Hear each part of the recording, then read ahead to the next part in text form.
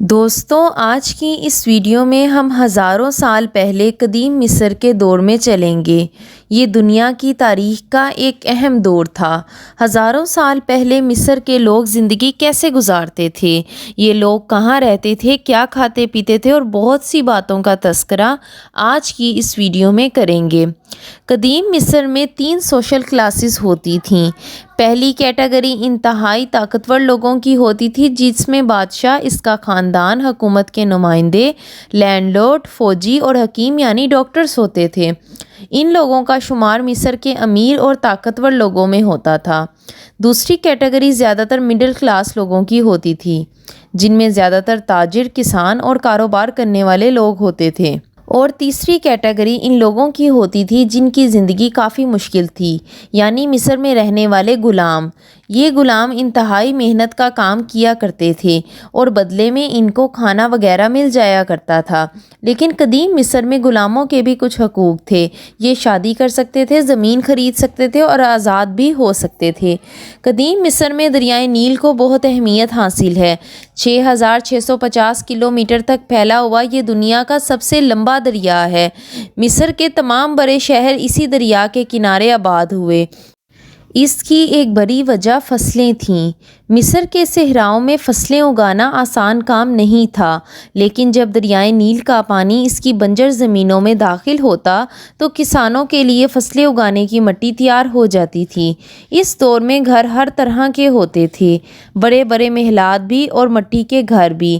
ان عام گھروں میں 3 سے 4 کمرے ہوتے تھے۔ پہلا کمرہ مہمانوں کو بٹھانے کے لیے ہوتا تھا، دوسرا کمرہ کچن اور تیسرا کمرہ اناج کو محفوظ کرنے کے لیے بنایا جاتا تھا، جبکہ چوتھا کمرہ بیڈ روم ہوتا تھا۔ اور اس دور میں گھر کے سارے افراد ایک ہی کمرے میں زمین پر ہی سوتے تھے۔ ان لوگوں کے پاس ٹوائلٹ بھی ہوتے تھے اور ان کی ٹوائلٹ سیٹ لائم سٹون سے بنی ہوتی تھی۔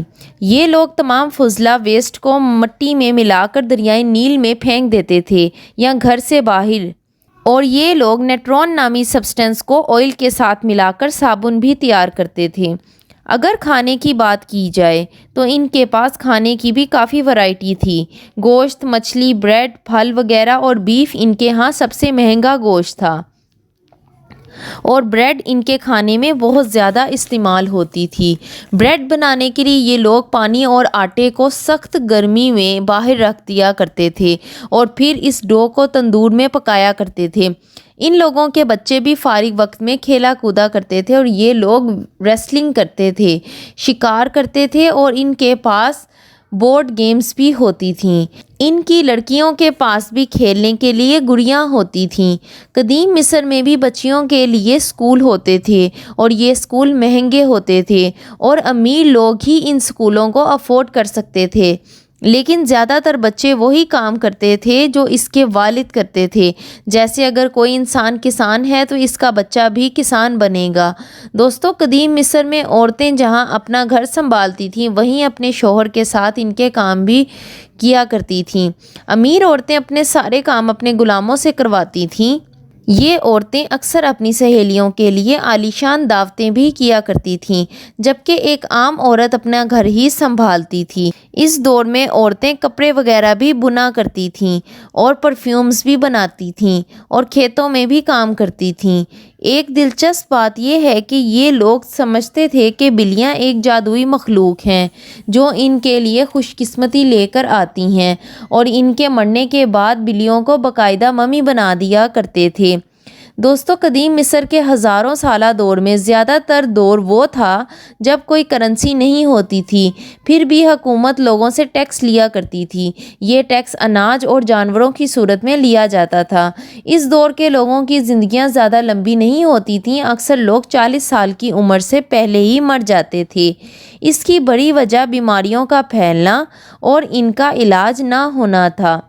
لوگ گند وغیرہ اپنے گھروں سے باہر ہی پھینک دیا کرتے تھے۔ دریائے نیل میں بھی بہت گند جمع ہو گیا تھا، لوگ یہیں سے پانی بھی پیا کرتے تھے۔ دریائے نیل میں مگرمچھ اور ہپوز بھی ہوا کرتے تھے جو اکثر لوگوں کو مار دیا کرتے تھے۔ اگر آپ کو اس ویڈیو میں کچھ بھی اچھا لگا تو لائک، شیئر اور سبسکرائب ضرور کریں۔ Thanks for watching.